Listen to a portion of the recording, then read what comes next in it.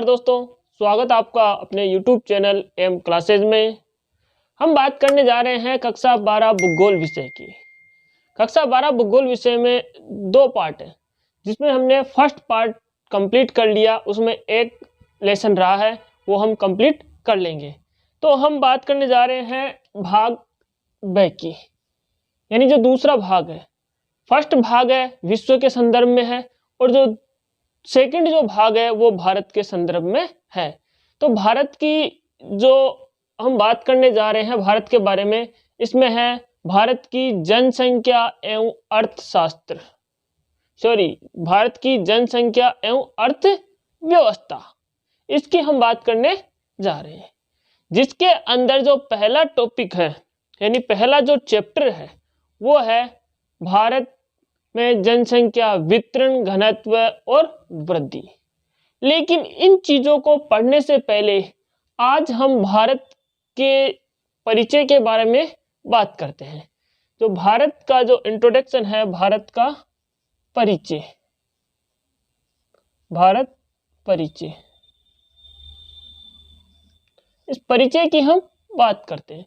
परिचय का मतलब कि जो भारत है ये कितने अक्षांश और कितने देशांतरों के मध्य स्थित है, इसका क्षेत्रफल क्या है, इसकी लंबाई चौड़ाई क्या है, उत्तर से दक्षिण की लंबाई क्या है, पूर्व से पश्चिम की चौड़ाई क्या है, इसकी जनसंख्या कितनी है, इसमें राज्य कितने हैं, केंद्र शासित प्रदेश कितने हैं, इन सभी चीजों की हम बात करने जा रहे हैं। तो हम बात कर रहे हैं, ये आपको भारत का मैप आपको नजर आ रहा है, तो इसी के माध्यम से आज हम अध्ययन करेंगे। तो हम बात करने जा रहे हैं कि भारत के जो अक्षांश और देशांतर, यानी मैंने फर्स्ट क्लास में अक्षांश और देशांतर के बारे में आपको बताया था कि अक्षांश और देशांतर क्या होते हैं। अक्षांश जो है, यानी जो ग्लोब है,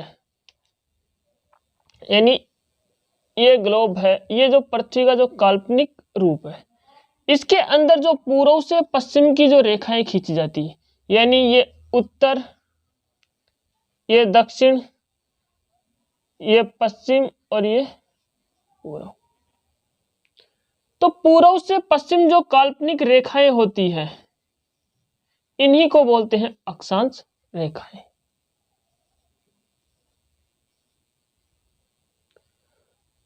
और जो उत्तर से दक्षिण की जो रेखाएं होती हैं, इनको बोलते हैं देशांतर रेखाएं, यानी ये हो गई अक्षांश रेखाएं और ये वाली हो गई देशांतर रेखा।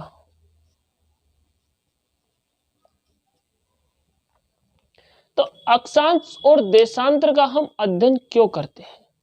तो अक्षांश और देशांतर का अध्ययन हम इसलिए करते हैं कि विश्व के अंदर किस देश की, किस राज्य की या किसी भी क्षेत्र की लोकेशन कहाँ पे है, तो वो लोकेशन अक्षांश और देशांतरों के मध्य, यानी इन अक्षांश और देशांतरों के मध्य जहां पर होती है, कि इससे हम अंदाजा लगा लेते हैं कि ये भारत की जो स्थिति है ये कितने अक्षांश और कितने देशांतर के बीच में स्थित है। तो भारत की अक्षांश से विस्तार की हम बात करें, तो भारत का जो अक्षांश से विस्तार है वो यहाँ 8 डिग्री 4 मिनट उत्तरी अक्षांश,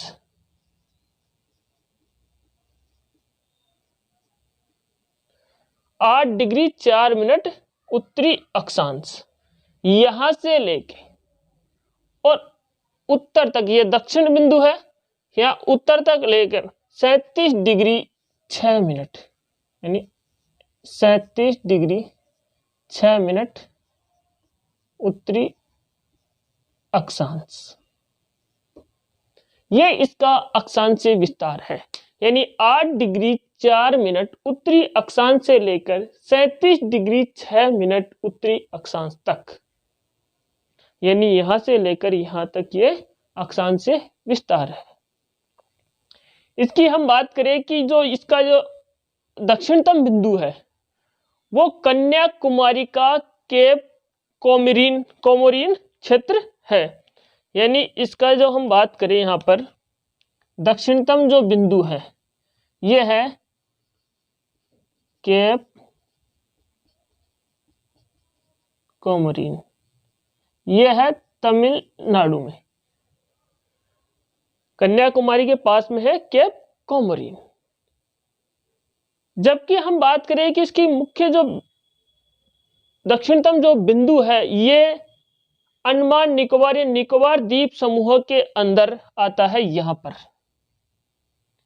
यह है Indira point, Indira point.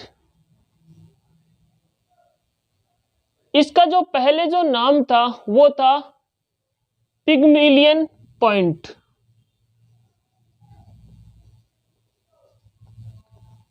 Pygmalion point, ये इसका पहले यानी पुराना नाम है। अब है इंदिरा पॉइंट।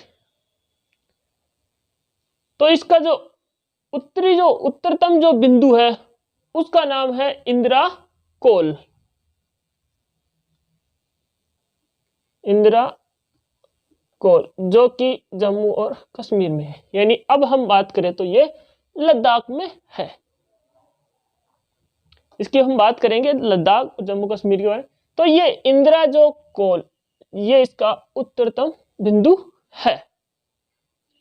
अब हम बात करते हैं इसकी देशांतरीय विस्तार की, किसका देशांतरीय विस्तार क्या है।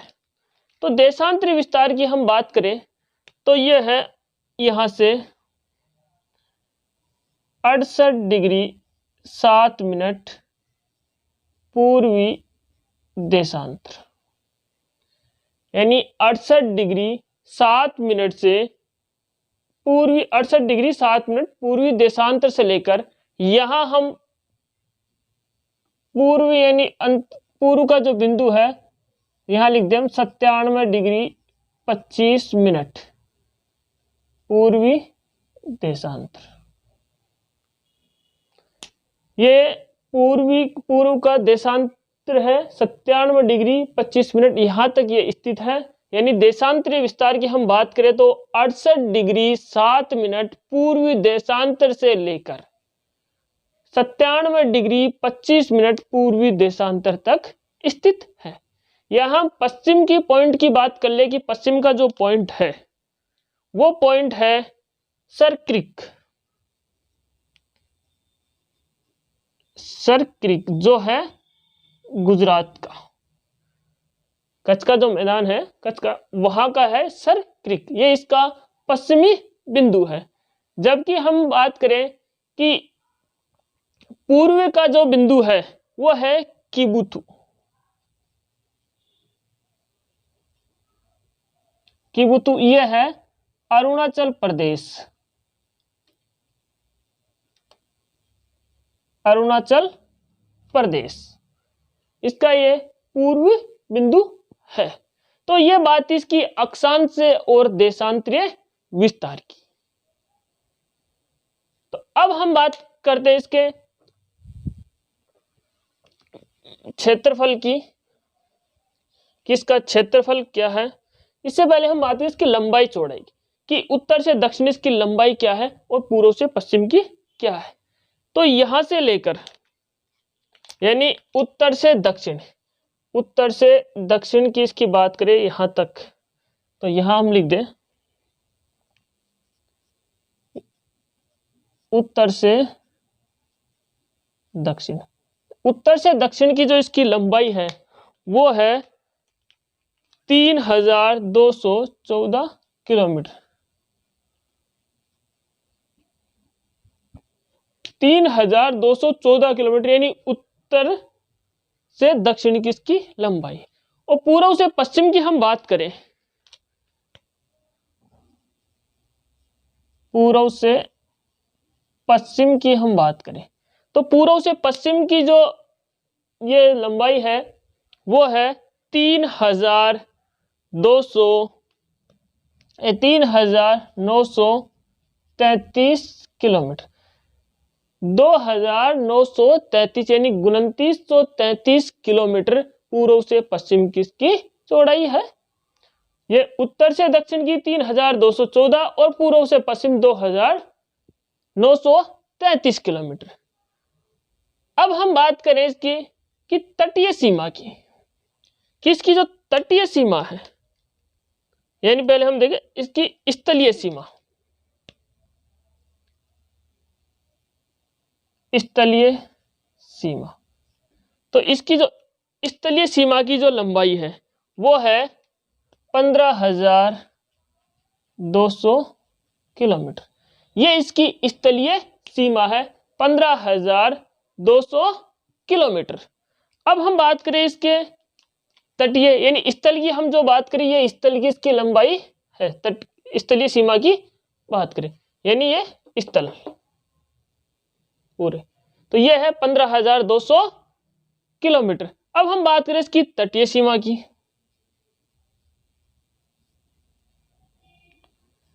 तटीय जो सीमा है यानी ये इसका जो तट है, ये तट, और ये इसका जो द्वीपों का जो तट है उसकी जो लंबाई है वो है 7,516 किलोमीटर।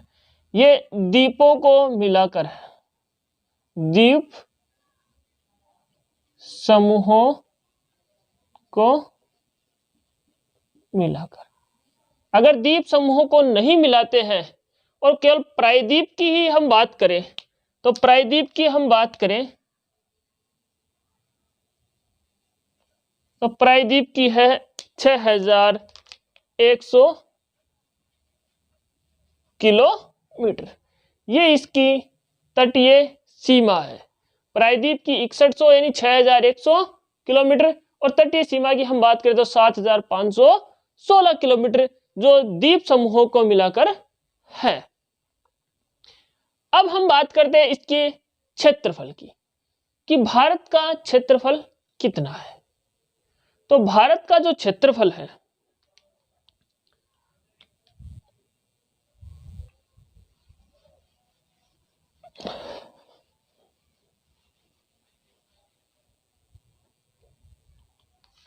यानी क्षेत्रफल की हम बात करें तो भारत का क्षेत्रफल है 32,87,263 किलोमीटर।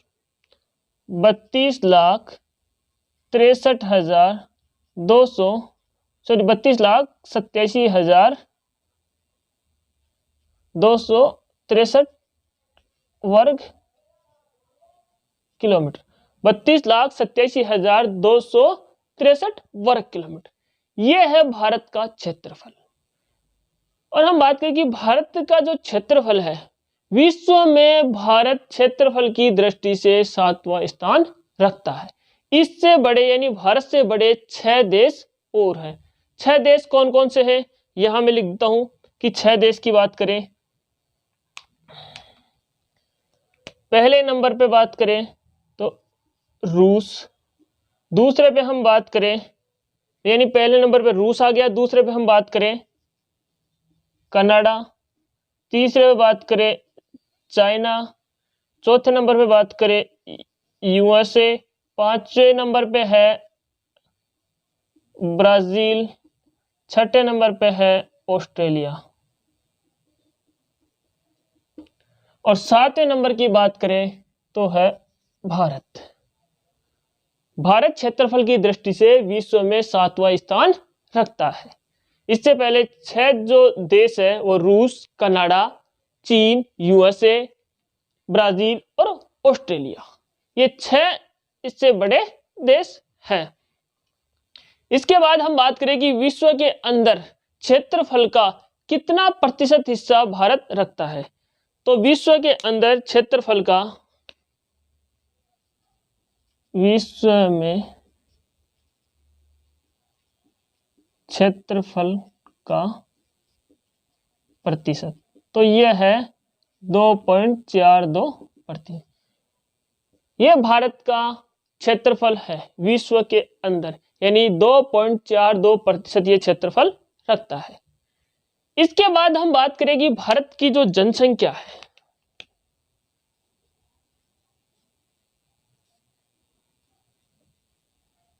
भारत की जो जनसंख्या है वो कितनी है।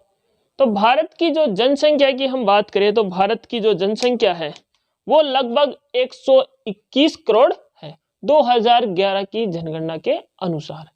हम अगर पूरे डाटा में लिखें कि 1 अरब 8,54,977 1 अरब 21 करोड़ 8,54,977 ये भारत की कुल जनसंख्या है 2011 के अनुसार। 2011 के अनुसार अब भारत जनसंख्या की दृष्टि से विश्व में दूसरा स्थान रखता है। पहले नंबर पे कौन है? चीन, यानी पहले नंबर पे चाइना, और दूसरे नंबर की बात करें तो भारत। और विश्व के अंदर भारत की कितनी प्रतिशत जनसंख्या निवास करती? ये तो था क्षेत्रफल, यानी विश्व में भारत का जो क्षेत्रफल है 2.42% है, यानी 4.2। और हम विश्व में जनसंख्या की बात करें तो विश्व के अंदर जो जनसंख्या है वो है 17.5%। ये विश्व की कुल जनसंख्या का प्रतिशत है भारत का 17.5%। तो ये थी इसकी कुल बातें कुछ, यानी क्षेत्रफल के बारे में। क्षेत्रफल इसका 32,87,263 वर्ग किलोमीटर। भारत का जो विश्व में स्थान है क्षेत्रफल की दृष्टि से वो 7वां स्थान है। पहले नंबर पे कौन सा है?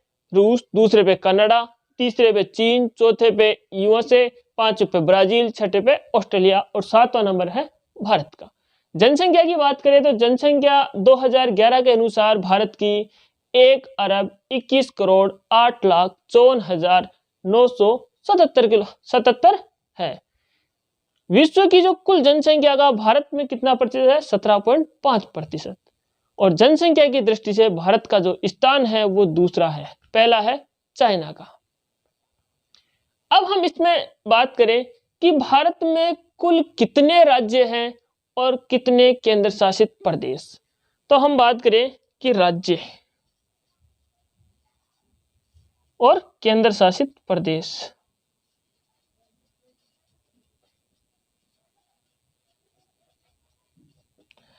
तो भारत में कुल राज्य है 28। कितने हैं?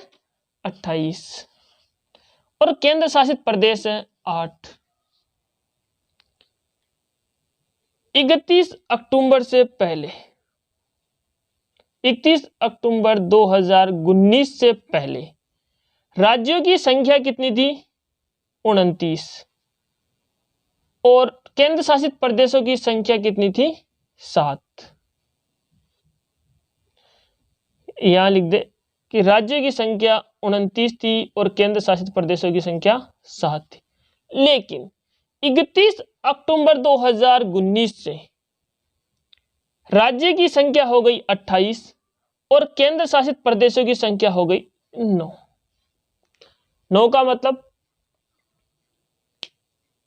जम्मू कश्मीर राज्य था। जम्मू कश्मीर राज्य को 2 हिस्सों में बांटकर उसको 2 अलग अलग केंद्र शासित प्रदेशों में विभाजित कर दिया। यानी इस क्षेत्र को, यह पूरा का पूरा जम्मू कश्मीर था। यानी ये जो पूरा क्षेत्र है, ये वाला, ये जो पूरा क्षेत्र है, ये था जम्मू एंड कश्मीर पूरा। लेकिन 31 अक्टूबर 2019 से इसको तो बना दिया गया जम्मू कश्मीर, इसको, और इसको बना दिया लद्दाख। ये 2 नए केंद्र शासित प्रदेश बन गए। राज्य को हटाकर केंद्र शासित प्रदेश बना दिया गया। तो पहले कितने थे? 29 राज्य और 7 केंद्र शासित प्रदेश। तो 29 राज्य में से एक राज्य ये कम हो गया, तो राज्य तो हो गए 28। और केंद्र शासित प्रदेश पहले 7 थे तो 2 और हो गए, ये केंद्र शासित प्रदेश हो गए 9। लेकिन 26 जनवरी 2020 को एक केंद्र शासित प्रदेश और कम हो गया। वो कौन सा कम हुआ? तो ये जो यहां पर था दमन एवं दीव, दमन एवं दीव, और यहां पर था दादर नागर हवेली। दमन एवं दीव को दादर नागर हवेली में मिला दिया गया। यानी इन तीनों को, यानी दमन एवं दीव के दो थे और ये दादर नागर हवेली, तो दमन दीव को दादर नागर हवेली में मिला दिया गया। तो दो केंद्र शासित प्रदेश को एक केंद्र शासित प्रदेश बना दिया। कब बनाया गया? 26 जनवरी 2020 को। तो अब देखो, अब केंद्र शासित प्रदेश की संख्या हो गई 8 और राज्य हो गए 28। तो वर्तमान में 28 राज्य और 8 केंद्र शासित प्रदेश है।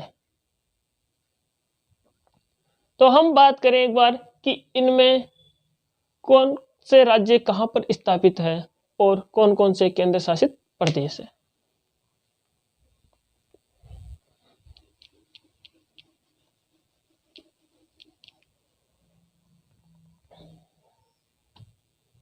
तो हम बात करें यहां से, यहां से स्टार्ट करते हैं, इसको छोड़ते हैं, इसको केंद्र शासित प्रदेश को हम बाद में देखेंगे। यहां से हम स्टार्ट करते हैं। ये कौन सा राज्य है? पंजाब। ये हो गया पंजाब। ये कौन सा राज्य है? ये है हिमाचल।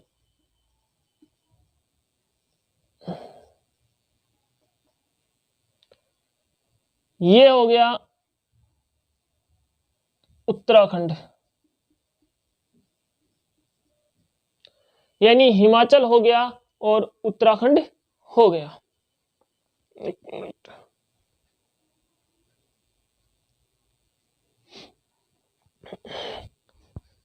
सॉरी, ये पंजाब, ये हिमाचल प्रदेश हो गया और ये उत्तराखंड हो गया।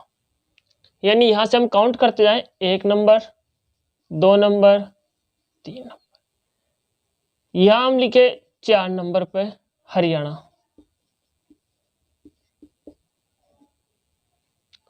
हरियाणा के बाद में हम यहां बात करें 5 नंबर पर राजस्थान, अपना राजस्थान। राजस्थान के बाद हम बात करें 6 नंबर पे गुजरात। गुजरात के बाद हम बात करें यहां 7 नंबर की महाराष्ट्र।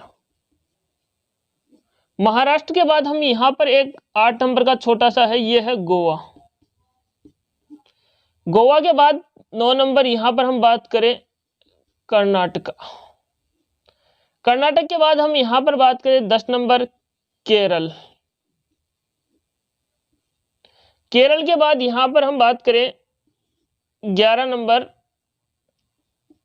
तमिलनाडु। तमिलनाडु के ऊपर यहां पर हम बात करें 12 नंबर पर आंध्र प्रदेश। आंध्र प्रदेश के बाद 13 नंबर पर यहां पर हम बात करें तेलंगाना। यानी 13 नंबर पर यहां पर तेलंगाना। नंबर हम काउंटिंग करने के लिए, ऐसा नहीं कहीं से भी स्टार्ट कर सकते हैं। तेलंगाना के बाद हम, ये आंध्र प्रदेश आ गया। आंध्र प्रदेश के बाद हम बात करें यहां पर उड़ीसा 14। फिर यहां पर उड़ीसा के बाद में हम बात करें 15 नंबर पर पश्चिमी बंगाल। पश्चिमी बंगाल यानी वेस्ट बंगाल। फिर उसके बाद हम बात करें 16 नंबर पर एमपी यानी मध्य प्रदेश। मध्य प्रदेश के बाद 17 नंबर पर हम बात करें यूपी यानी उत्तर प्रदेश। उत्तर प्रदेश के बाद में हम बात करें यहां 18 नंबर पे बिहार। फिर उसके बाद 18 के बाद 19 नंबर पर हम बात करें यहां पर छत्तीसगढ़। छत्तीसगढ़ के बाद 20 पे झारखंड, यानी ये 19, ये 20, ये हो गए झारखंड। उसके बाद हम बात करें 21 नंबर पर, यह 21, 21 नंबर सिक्किम। कौन सा है? सिक्किम। सिक्किम के बाद हम बात करते हैं 22 नंबर। 22 नंबर पे है अरुणाचल प्रदेश।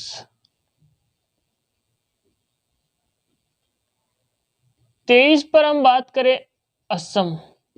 ये जो क्षेत्र है ये है असम का। असम के बाद में हम बात करें यहां पर, ये वाला 24, यहां लिख देता हूं मैं।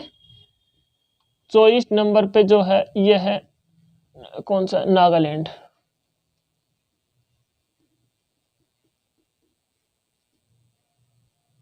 फिर उसके बाद 25 पे हम बात करें, ये 25 है तो ये 25 यहां पर है मणिपुर। फिर हम बात करें 26। 26 की हम बात करें तो ये है मिजोरम।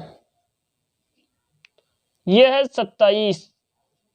27 की हम बात करें ये है त्रिपुरा। और ये है 28। ये है अंतिम अपना 28। इसकी हम बात करें तो ये है मेघालय, जहां पर विश्व की सर्वाधिक वर्षा होती है मेघालय। तो ये है कुल 28 राज्य। कुल कितने राज्य? 28 राज्य। अब हम इसमें बात कर ले केंद्र शासित प्रदेश की। 28 राज्य कंप्लीट हो गए हमने। अब केंद्र शासित प्रदेश की बात करें। केंद्र शासित प्रदेश पहला नंबर का यहां से लिखते हैं जम्मू एंड कश्मीर। दूसरा लद्दाख। तीसरा ये आपको यहां नजर आ रहा होगा, छोटा सा है, दिल्ली। ये है 3 नंबर पे दिल्ली। इसी के पास यहां पर देखो पंजाब और हरियाणा के यहां पे ये है 4 नंबर। ये है, यहां लिखता हूं मैं, चंडीगढ़। जो पंजाब और हरियाणा दोनों की संयुक्त राजधानी है चंडीगढ़। ये कौन सा है? 4 नंबर। फिर 5 नंबर की हम बात करें तो 5 नंबर है यहां पे दादर नगर हवेली व दमन दीव। यह है 5वें नंबर का। 6ठे नंबर की हम बात करें तो यह है लक्षद्वीप। 7वें नंबर की हम बात करें तो यह है अंडमान व निकोबार द्वीप समूह है। ये 7। और 8वां है वो है पांडिचेरी या पुदुचेरी। तो यहाँ केरल के अंदर एक हिस्सा है, यहाँ पर एक, यहाँ पे ये दो, इसमें क्या नाम, 2 आंध्र प्रदेश में है और एक है यहाँ तमिलनाडु। तो यह है पांडिचेरी। ये कौन सा आ गया? 8वां। ये 8 केंद्र शासित प्रदेश, ये हो गए 8 केंद्र शासित प्रदेश। तो ये बात थी भारत के परिचय के बारे में, जिसके अंदर 28 राज्य और 8 केंद्र शासित प्रदेश। अब हम इसी में बात कर ले इनके पड़ोसी देशों की बात की, भारत के कौन कौन से पड़ोसी देश है। तो इसमें हम बात करें कि भारत का जो पड़ोसी देश है, पहला पाकिस्तान, दूसरा यहां पर अफगानिस्तान, अफगानिस्तान के बाद यह है श्रीलंका, श्रीलंका के बाद में ये नेपाल, इसके बाद ये भूटान, यहां हम बात करें तो ये चाइना, यहां हम बात करें म्यांमार, और ये यहां पर हम बात करें बीच में बांग्लादेश। बांग्लादेश। और ये है जो बंगाल की खाड़ी है, ये जो है बंगाल की बे ऑफ बंगाल, ये बंगाल की खाड़ी। तो ये इसके पड़ोसी देश है, पाकिस्तान, अफगानिस्तान, नेपाल, भूटान, चीन, म्यांमार और श्रीलंका। उम्मीद करता हूं आपको ये क्लास अच्छे से समझ में आई होगी। तो आपने चैनल को ज़्यादा से ज़्यादा लाइक, शेयर और सब्सक्राइब कर दे। धन्यवाद।